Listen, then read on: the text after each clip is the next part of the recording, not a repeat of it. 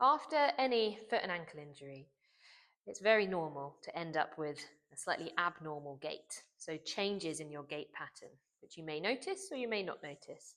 It might be because you have pain in an area, because you have stiffness in an area.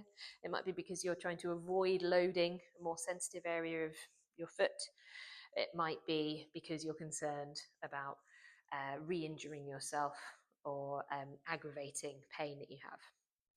But an abnormal gait pattern and walking in a way which your feet aren't necessarily accustomed to is likely to go on and cause other issues. So regaining a normal gait pattern as quickly as possible is a really important thing to aim for after any kind of foot and ankle injury. And using whatever support you need in order to do this is a really important step. So using crutches, using a stick, perhaps using more support in your footwear in order to allow you to walk more normally, more evenly, load all the surfaces of your foot, which should be receiving that load. And then perhaps practicing that loading. So you can do that through an exercise like this kind of foot rocking. So if you just come to standing, get your feet nicely underneath your hips, spread your toes wide, and just feel the soles of your feet on the floor. You can do a little bit of rocking forwards and backwards. So just allow your center of gravity to shift forwards, roll onto the balls of your feet, the heels slightly lift, and then shift backwards, rolling onto the heels and the toes and the front of the feet slightly lift. So you can just have a little play with shifting forwards and shifting backwards. But as you're doing this, rolling through the sole of the foot from front to back. And what we want to try and get is rolling through from the heel and then along the outside edge of the foot and then finishing off on the big toe, because that is the normal loading pattern as we walk. Heel outside into the big toe, leaving from the big toe. So we can then go into this more split stance and have a bit of a practice of rolling through the feet like this.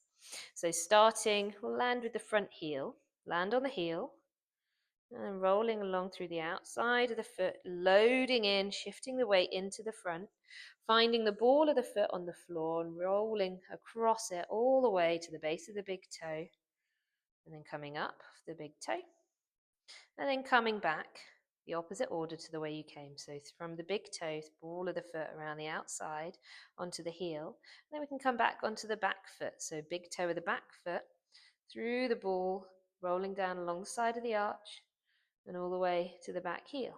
You might want to do this with a finger against a wall just to support your balance a little bit.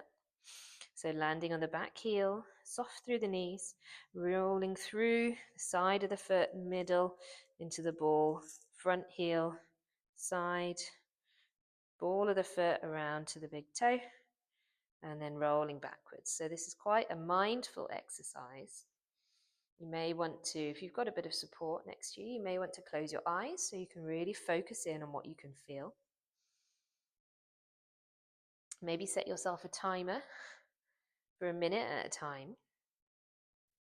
And do this rolling forwards and then rolling backwards for 1 minute. Really trying to work through the whole surface of the foot so you can regain that normal pattern of loading through the feet. And after your 1 minute, stop, take your feet to the side, notice how they feel. 30 seconds rest in standing, and then you can switch over and go through the same on the other side. So starting at the heel, load through the side of the foot, around into the ball of the foot, into the big toe of the back foot, then into the heel, side of the foot, around to the base of the big toe of the front foot, and then rolling back the way you came. So you almost make a kind of S-shaped curve on the floor of this loading pattern. And this is also about coordination, so it might be that you go really slowly, and then once you have it, you can try speeding this up a little bit, seeing if you can still keep that S-shaped pattern,